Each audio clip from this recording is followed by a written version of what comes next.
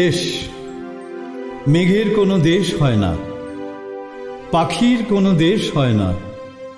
আকাশের কি দেশ আছে, না ধর্ম আছে?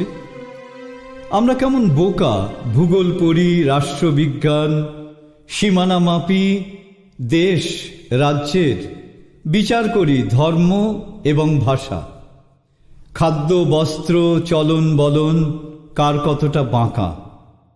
ভুলে যাচ্ছি রবীন্দ্রনাথের মহামিলনের দেশ, ভুলে যাচ্ছি বিবেকানন্দের বিশ্বমৈত্রী, মানবতা, সহাবস্থান, সহিষ্ণুতা।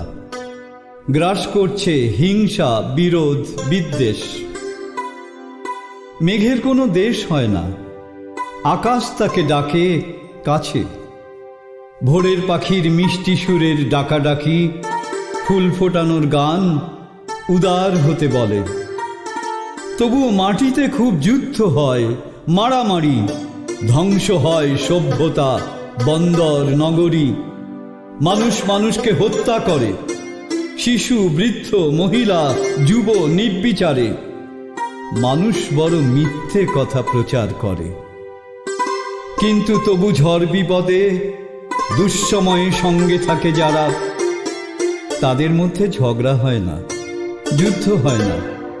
সেখানে এক অবাধ সুখের হাট, প্রাণ বাঁচানোর পাঠ, বন্ধুত্বের জগৎ জোড়া মাঠ, তরঙ্গময় নদী, তীরে তমালের ছায়া।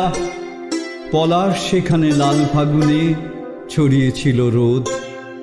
ঠিক সেখানে দুয়ার খুলে ডাক দিয়েছে মধুর আত্মীয়তা।